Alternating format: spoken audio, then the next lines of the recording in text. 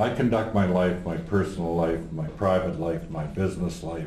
Everything that I do, I conduct myself so that my ancestors will look at me and say, he's Lenape, I'm proud of him. I'm proud of him, yeah. Yes. But how is this, talking about, well, educating or raising up your children, telling your children about your own story, your own personal story, your mom, but also your people's stories. We've been talking about this earlier, that the story of your nation, of your people, is basically a oral story told by the mothers, a matrilineal system, how we call it, from the mothers to the others, and then again the new mothers basically tell the same story again, and this is how history, how culture, how traditions do survive. But we in our culture, we can go to a library, we have also written documents, we also have other pieces of artwork which might help us to define our culture and give this culture to our children. How difficult is it for you to inform your children?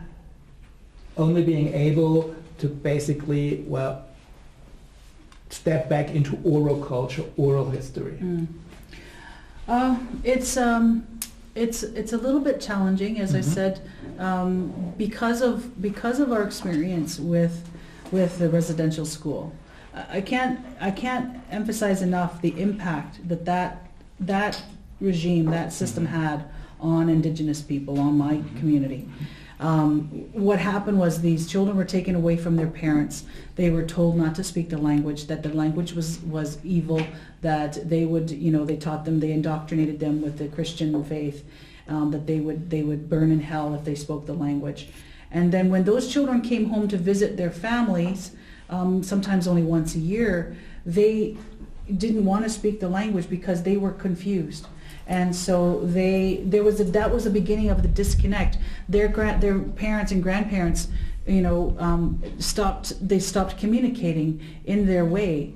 And so the story stopped being told. And then the next generation happened, and now it's all in English. And now this child can't speak to the grandparent because they don't speak the same language at all. So there's that disconnect. And that's been my experience, is that there's been a huge disconnect, not knowing where my people are from, not knowing that Manhattan is a Lenape word and is spoken around the world, even though there's one woman in the world right now who can speak it fluently. I find that sad, and it breaks my heart. But these are the stories that I tell my son, and these are the stories that I hope he tells his children. And it's happening. We are beginning to tell that story as we reach back and find out more information. That's why we came to Germany. What can the Moravian experience tell us about ourselves? And we still don't know much more than what we came with, which is unfortunate. The Moravian story is kind of locked away. It's not all here. It's in Pennsylvania, so we have another trip that we need to make.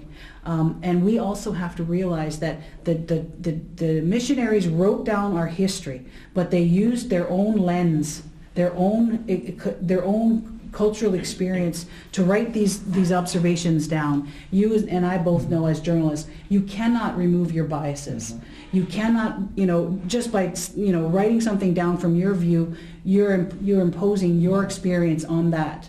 So we have to kind of look at that history and kind of take it for, maybe there's some information there.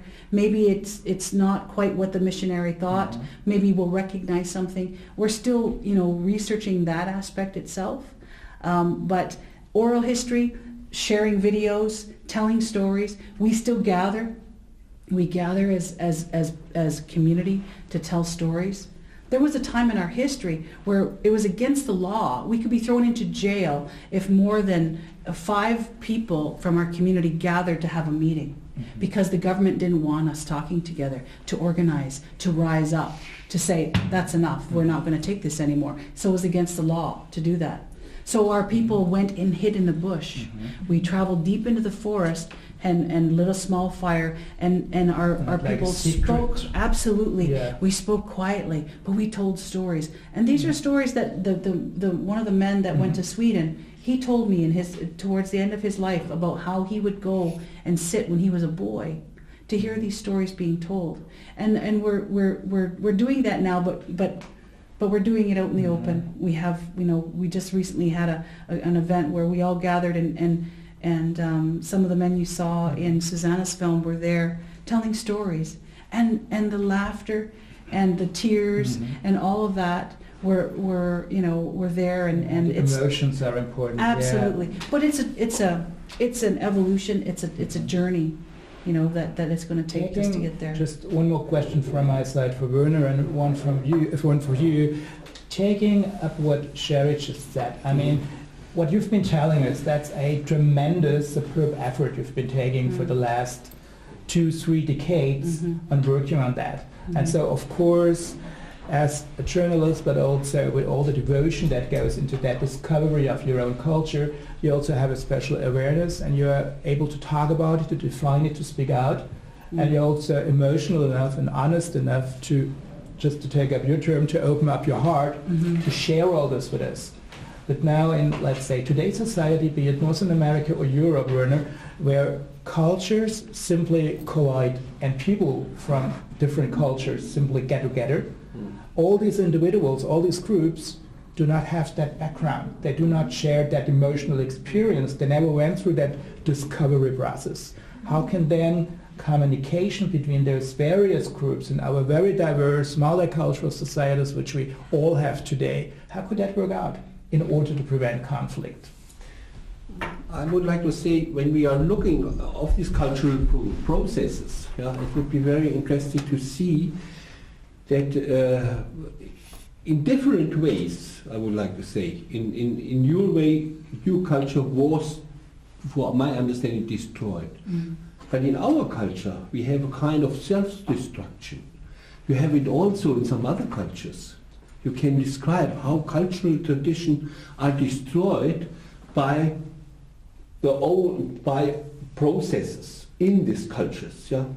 For instance, for us it was very important, I mean in Germany especially, to see what has happened in the Holocaust, what has happened with the Nazi regime, all these things. It was a completely destruction of culture. It's called sometimes as a breakdown of civilization. And then, and this is very important to understand in our communication, we have to reinvent.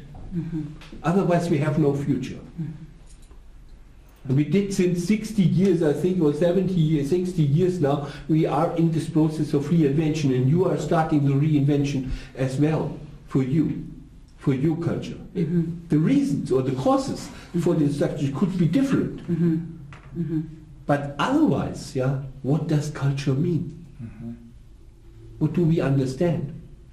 And only in this communication we find in these different and pluralistic cultures also common values for living together.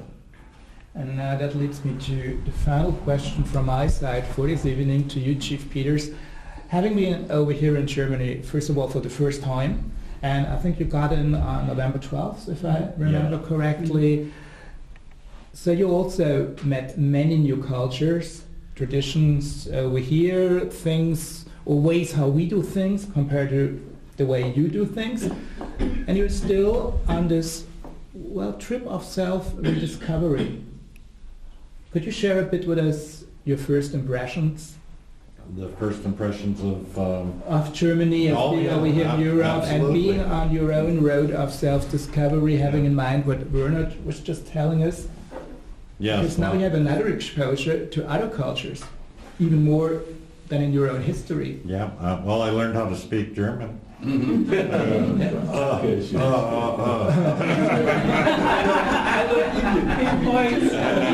I take my money out and I go like that.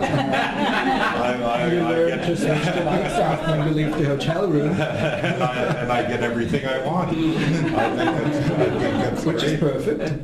Yeah, I've been very impressed with what I've seen of the German culture, of the hospitality of the people, of the kindness in the eyes of the Moravians I've met, and And the different things are just a little bit different. The cars are a little smaller. They go a little faster. The streets are a little narrower. Nobody in the whole country knows how to make a good cup of coffee.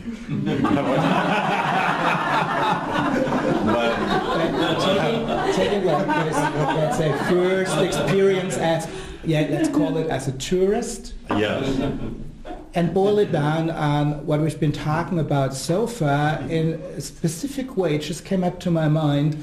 Once, like the Europeans, the Herrenhuter went over as missionaries to the Americas, and now, in a specific sense, you've been coming back to us as a missionary of your own culture and your own tradition, but still on the way to rediscover your tradition over here. Did you have any first discoveries so far? You've been traveling to the Czech Republic, to Germany. I think you've been around 5-10 places around Germany on this road of discovery. Did certain things just like, they call it, pop up to your mind, or? Yeah, absolutely. I'll always remember being in the Czech Republic and standing on the hill where the Moravians took off to say goodbye for their land and walk away. That was a discovery for me, that their culture, like they became almost like us. They had a homeland. They were pushed out. They went to somewhere else and started over again. But one of the really interesting discoveries that I made through all of this that'll stick with me, and I'll investigate further going forward just for myself, is the treatment of the Moravian missionaries' children, based on the book that when I first heard about it, I was appalled. I couldn't comprehend that. In our culture, our children are our greatest things. I could not comprehend setting your children away from you to be somewhere else, even if you think they're safe.